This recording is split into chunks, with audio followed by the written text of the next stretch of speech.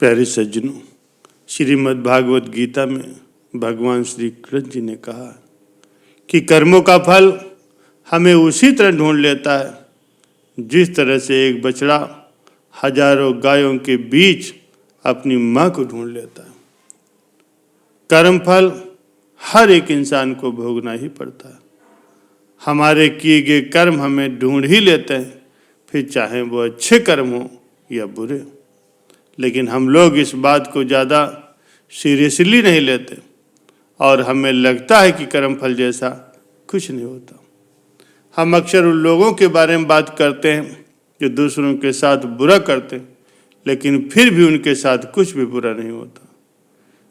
यही सोचकर हम में से ज़्यादातर लोग बुरे काम करने लगते हैं।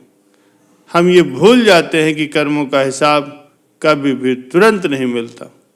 किसी के साथ बुरा करने वाला भले ही आज सुखी हो, लेकिन कभी न कभी उसे उसके कर्मों का फल भोगना ही पड़ेगा।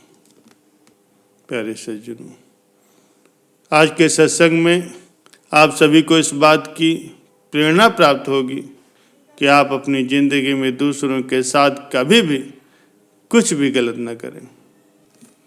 प्यारे सज्जनों, बहुत समय पहले की बात है। शहर से दूर गांव में एक दुकानदार था जो अपने ही गांव के एक व्यक्ति से रोजाना 1 किलो मक्खन खरीदा करता था। वो दुकानदार कई सालों से उस व्यक्ति से मक्खन की खरीदारी कर रहा था। एक दिन उस दुकानदार ने सोचा कि मैं रोज ही इस व्यक्ति से मक्खन खरीदता हूँ, लेकिन मैंने बहुत समय से इसके मक्खन का वजन तोल करके नहीं देखा। कल चेक करके देखूंगा कि ये मुझे मक्खन 1 किलो देता है या उससे कम तो नहीं देता।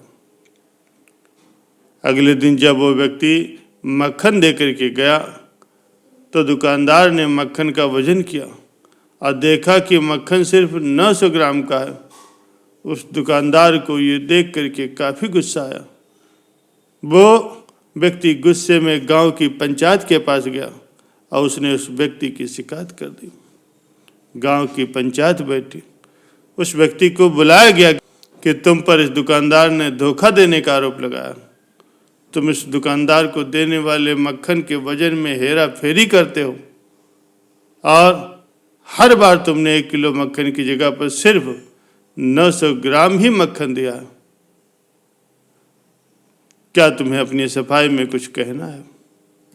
वो व्यक्ति बोला, हुजूर, मैं तो बहुत गरीब आदमी हूँ। मेरे पास वजन तोलने के लिए सही माप नहीं है। मैं रोज उस दुकानदार से अपने लिए 2.5 किलो गेहूँ खरीदता हूँ। अगले दिन फिर उसी गेहूँ को तराजू के एक तरफ रख करके इस दुकानदार के लिए मक्खन तोलता हूँ। अब आप पर जो कुछ पूछना है दुकानदार से पूछिए। पंचायत में बैठे सभी लोगों को पूरी सच्चाई समझ में आ गई। उन्होंने उस दुकानदार को गांव से बाहर निकाल दिया। प्यारे सज्जनों, इससे हमें यही सीख मिलती है कि हम जैसे कर्म करेंगे तो उसका फल भी हमें वैसा ही मिलेगा। हमारी चालाकी हमारा नुकसान ही करती है। हम जो कुछ भी दूसरे को देते हैं या दूसरों के साथ जैसा भी व्यवहार करते हैं, वो कभी न कभी लौट करके हमारे पास ही आता है। किसी के लिए अच्छा करोगे तो आपके साथ भी अच्छा ही होगा। उसी तरह किसी का यदि बुरा सोचोगे और बुरा करोगे तो आपके साथ भी बुरा ही होगा।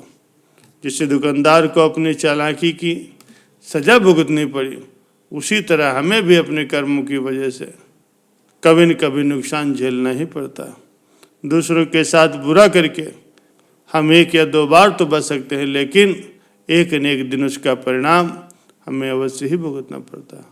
हम अपने कर्मों के फल से भाग नहीं सकते। बुरा करने वाले के साथ ही बुरा होता है, फिर चाहे वो आज हो या कल हो या 1 साल के बाद हो। उसी तरह दूसरों का अच्छा करने वाले के साथ अच्छा ही होता है।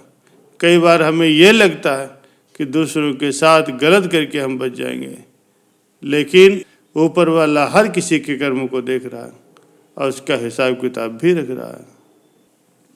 प्यारे सज्जनों, इसलिए कभी भी कोई गलत काम नहीं करना चाहिए और ना ही कभी ये सोचिए कि उल्टे सीधे काम करके हम बच जाएंगे। जिंदगी को बेहतर तरीके से जिए, ईमानदार बने रहिए। ज़्यादा कमाने या फिर सिर्फ अपना ही फायदा देखने के चक्कर में किसी के साथ भी बुरा बर्ताव न करें। हमेशा याद रखिए, जो जैसा करेगा वो वैसा भरेगा। हमारे कर्म ही हमारी पहचान होते हैं। भले ही लोग हमें हमारे नाम से जानते हों, लेकिन दूसरे लोग हमारी रिस्पेक्ट हमारे नाम की वजह से नहीं, बल्कि हमारे कर्मों की वजह से करते हैं।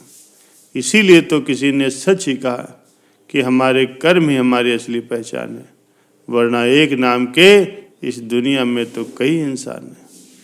प्यारे सज्जनों, दूसरों के साथ अच्छा करने वालों को, दूसरों की मदद करने वालों को हर कोई याद रखता, फिर चाहे वो छोटा व्यक्ति हो या फिर बड़ा।